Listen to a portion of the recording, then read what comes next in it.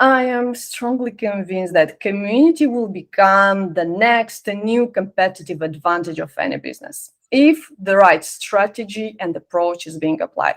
Hi, and welcome to another episode of Inside Community-Led Growth, where we speak to industry experts about how customer communities can power real business impact. Today, I'm joined by the fantastic Diana Tripac. Diana, can you just give us a brief intro into who you are and what you do? Very happy to be here. I'm Diana Tripac. Currently, I'm leading community at Intercom. I'm also a key advisory board member at Bubbles, co-author, mentor, and coach, specialized in community transformation, launch, relaunch, community-led growth in data, AI, ML, and enterprise software space. Okay, so quite the expert then.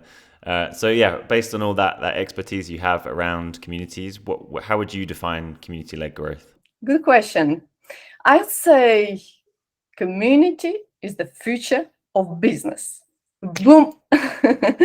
As simple as that. Yeah, this is what community-led growth means to me. I am strongly convinced that community will become the next new competitive advantage of any business if the right strategy and approach is being applied. And we already see this trend. If before community was seen more as a customer support, the marketing channel, raising brand awareness, for example, then now the role of community expands more and more into customer growth, customer acquisition, customer success, with better onboarding, higher product adoption, higher customer retention, and so on. In other words, community now has the power to grow and develop a business in a totally new way, addressing two key and ultimate objectives of any business. That is customer retention and customer growth. And why do you think now is a particularly important time? And you said, yeah, community is the future of business. Why is now the time to invest in a community if a business hasn't already done that? Well, I honestly believe now is time more than ever. Why? Well, firstly, because conventional methods don't seem to work as good anymore. Number two, because many companies now need a boost more than ever. And three, because customers want trust. But we know trust is essential for business success. So I see community as a solution at scale, addressing multiple key objectives, business objectives, but most importantly, which is driven by community. This is the key differentiator here. And it's driven in such a way, this I'd call the best case scenario, in such a way that benefits both and the business and the community as well. From your experience, having kind of built communities yourself and advising others on how to do it, what would you say are the kind of key elements of success? What are the key foundations that you need to have in place for it to really drive the impact you want it to have? That's a cool one. So I'd say three crucial elements here. Number one, community strategy should align with business outcomes. As simple as that. This is a critical one. Why? Because the ultimate goal of every single community should be helping the business grow and succeed.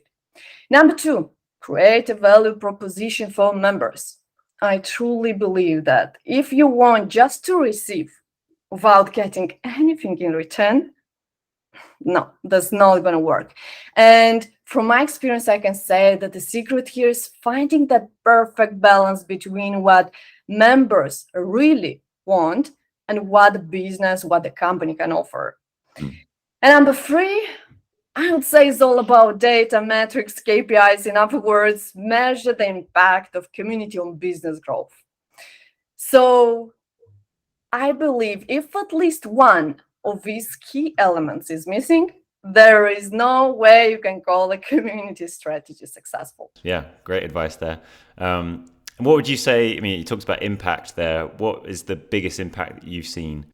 I believe in order to see a real success, a business should be willing to invest in a community. Companies who believe and invest in communities see a real success.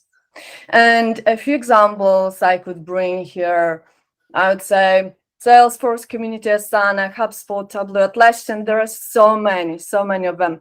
However, the problem here, I would say, is that we still have so many companies who do not believe in the power of communities or who are unsure of its power. And a key advice here from me would be, do not see communities as a cost center. You mentioned there around, some businesses maybe, being anxious about starting a community, not wanting it to fail. What would you say are the biggest mistakes people make that, you could recommend, help people avoid? Number one, not focusing on business goals. As I said, the ultimate goal of every community should be helping the business grow and succeed. Number two, ignoring data. Even if you manage to build a successful community, its value equals zero, unless you can prove it. Number three, building a target audience, not a community. Why? Because, well, we know trust is essential for building a successful community. If that trust element is absent, I believe a community is set to fail. And perhaps I would add one more here. This has been my mistake. It's focusing on multiple major objectives at once. Why? Because of a very high risk of burnout. And yeah, I know we community professionals are so passionate and eager to prove the value of community. But here is the catch. To keep in mind, high risk of burnout. So I would say, do not do these mistakes if you want to build a successful customer community without burning out. And are there any kind of thought leaders you look up to when you're looking for inspiration around community-led growth? From my experience, I believe that every community is special in its own way. Really, like every community is different, as well as every community is different for every type of business or company. So we can't really say that one size fits all. Everybody is special in its own way, really. More than that, I truly believe that community professionals are actually wizards and true heroes given the nature of their work. That being said, for those who want to learn more about building successful communities, from my experience, I can highly recommend the Community MBA by CMX and the Business of Belonging book, for example, by David Spanks. Of course, there are many other great sort of resources out there, but these two stood out the most to me. Yeah, and I think all of our members of the Zapnito community will like to hear themselves being called as wizards. I like that a lot. Diana, it's been a pleasure talking to you. Thank you very much. Hopefully we can carry on the conversation in the Zapnito community. To all your listeners, thank you for tuning in, and see you next time for another episode of Inside Community-Led Growth.